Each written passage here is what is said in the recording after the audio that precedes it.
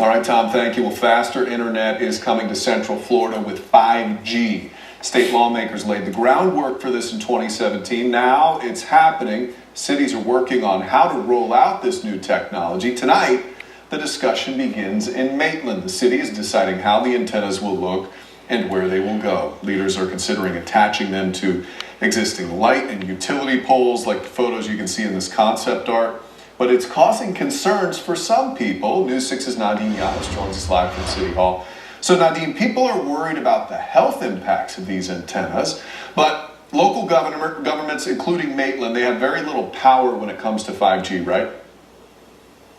Matt, this is all regulated by the state. It is state law. It happened in 2017. In fact, the assistant city manager here in Maitland says that 95% of how 5G will look like where you live is regulated by the state. City governments only have about a 5% say on how they will look, and that's where a local group has concern, not only for the lack of power that local governments have when implementing this, but the lack of research on what all of this cell phone technology on your streets could do to your health.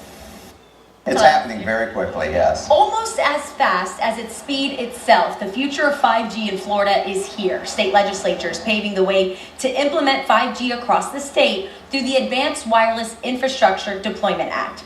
And now cities in Central Florida like Maitland tonight are figuring out how to implement 5G where you live. You'll be able to get much higher speeds, you get much better video, be able to just do things a lot faster on your mobile devices. Maitland Assistant City Manager Mark Regentine says the state has most of the control on rolling it out. Of the 100% of things you can do to regulate these, we're allowed to do about 5% of that. The state has taken over everything else. But cities can decide what these 5G devices look like.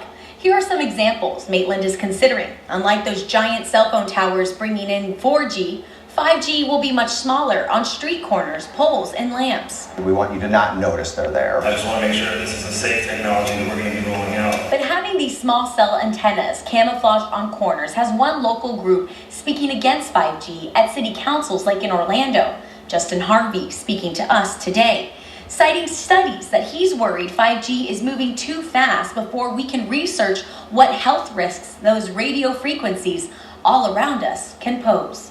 Well, why don't we see if it's safe first, you know? And another thing is we don't even know our current exposure levels. We've got our cell phones and our tablets and our routers and these towers up. No one's measuring what our current exposure levels are.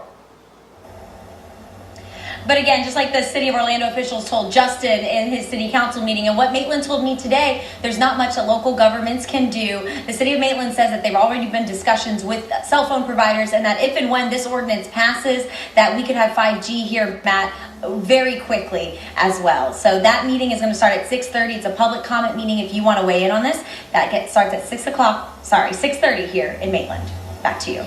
Should be interesting. It's a game changer. Nadine, thank you.